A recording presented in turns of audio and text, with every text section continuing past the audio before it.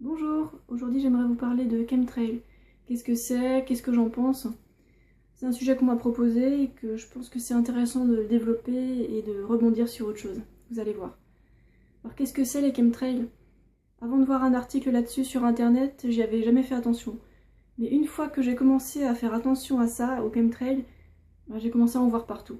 Parce qu'il y en avait partout. Alors qu'est-ce que c'est? C'est des traînées dans le ciel qui restent et qui persistent. C'est pas comme les traînées d'avion qui passent dans le ciel et puis qui disparaissent au bout de 5 minutes. Dans les chemtrails, c'est pas du tout ça. On pourrait traduire les chemtrails par des épandages aériens. Donc par exemple, il y a une traînée, et donc elle reste dans le ciel et elle commence à se disperser en fonction du vent, en fonction des propriétés des matériaux qu'il y a dedans. Si ces traînées étaient constituées seulement de condensation, elles se disperseraient et puis on verrait plus rien du tout au bout de 10 minutes. Alors que là, en fait, ça persiste dans le ciel. On peut littéralement voir des quadrillages dans le ciel. Et au bout de quelques heures, ces traînées blanches persistantes sont tellement dispersées que le quadrillage, en fait, il devient une espèce de gros nuage tout opaque. Et à la fin de la journée, au-dessus des villes, le ciel, il est tout blanc. On voit même plus les chemtrails initiaux. Pour ceux qui en avaient jamais entendu parler, maintenant, je pense que vous voyez ce que c'est. Et qu'est-ce qu'il y a dedans? Qu'est-ce qu'il y a dans ces chemtrails? Il y aurait principalement de l'aluminium qui a des propriétés qui permettent de se disperser facilement. Les chemtrails contiendraient aussi pas mal de métaux lourds, de fibres louches et de matière organique. Tout ça, je suis pas en mesure de le vérifier, j'ai pas des petits appareils pour aller tester, donc je fais que vous rapporter ce que j'ai entendu là-dessus. Une fois qu'on a ces informations, on peut se poser deux questions. Quels sont les effets des chemtrails sur notre santé et la planète? Et deuxième question, pourquoi est-ce qu'on épand des chemtrails au-dessus de notre tête? Pas besoin de se renseigner très loin pour savoir que l'aluminium et les autres métaux lourds sont nocifs pour notre santé. Par exemple, l'aluminium détruit la gaine de myéline des neurones, dont problème de mémoire, Alzheimer, etc. Et l'autre effet de l'aluminium, c'est qu'il rend stérile. Pas cool tout ça, hein? Quant aux fibres spéciales des chemtrails, elles sont responsables d'une maladie qu'on appelle la maladie des morgellons, qui toucherait des milliers de personnes aux États-Unis. Quant aux matières organiques qui seraient contenues dans les chemtrails, il y aurait des cellules sanguines, de porcs ou des cellules avortées de je sais pas quoi, enfin...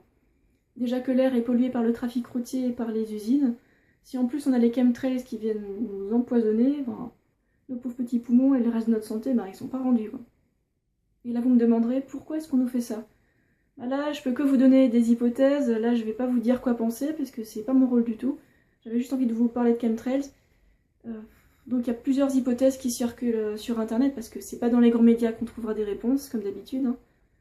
Donc sur internet on nous dit que ça pourrait être pour stériliser la population, ce qui est une hypothèse valable vu qu'on est des milliards d'humains sur la planète, et qu'à l'heure actuelle ce serait assez difficile de raisonner les gens pour qu'ils fassent moins d'enfants.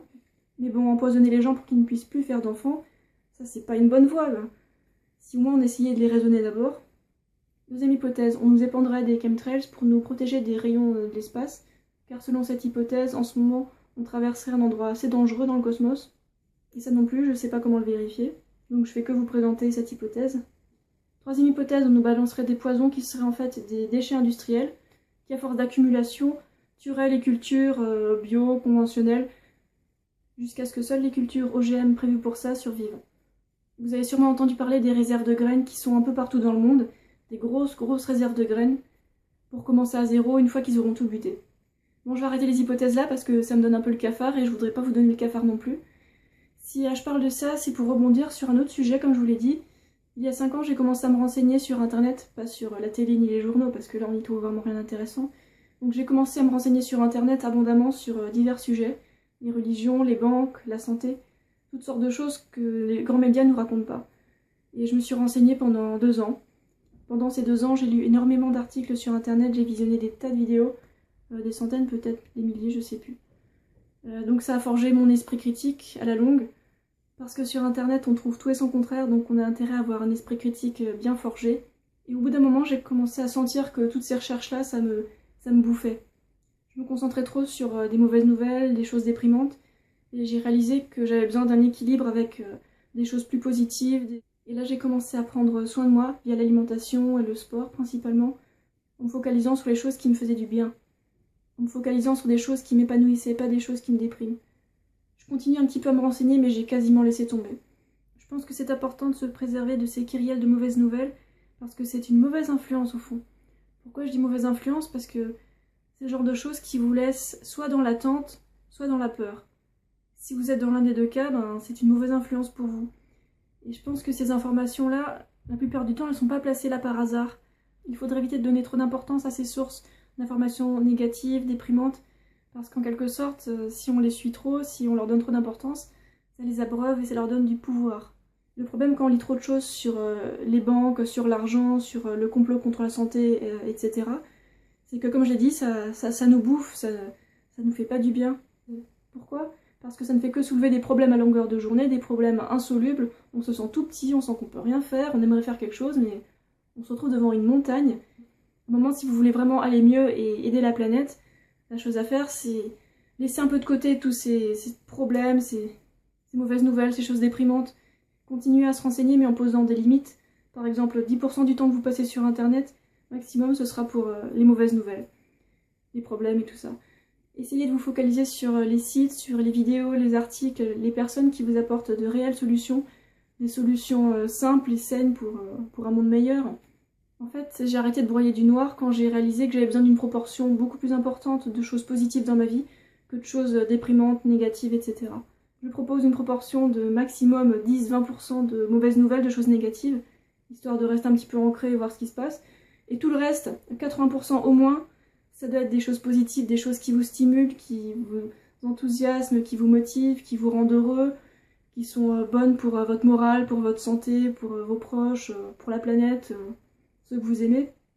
Si vous êtes dans cette phase-là, renseignez-vous par exemple sur les éco-villages, les incroyables comestibles, sur l'agriculture bio, sur vos maraîchers locaux, et évitez les supermarchés le plus possible. Pourquoi ? Parce que votre argent, vos billets, c'est votre billet de vote. Commencez à faire du sport, toutes sortes d'activités dans la vraie vie, celles qui vous épanouissent le plus.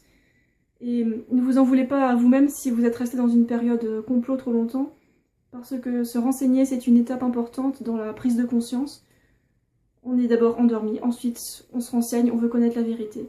Et une fois qu'on connaît la vérité, là on peut commencer à chercher des solutions et à être un peu plus efficace que juste à râler. C'est très français de râler, mais à un moment il faut passer à l'étape suivante. Et si vous n'avez pas encore entendu parler de la loi d'attraction, je vous conseille d'aller faire un tour sur internet encore. J'espère que cette vidéo vous a plu, et si vous avez des solutions comme celles que j'ai évoquées, je vous invite à les poster dans les commentaires en dessous de la vidéo, en vous remerciant à l'avance pour indiquer des solutions à tous ceux qui sont dans cette phase complot et qui ont besoin d'en sortir pour aller mieux, et pour trouver des solutions pour notre planète. Voilà.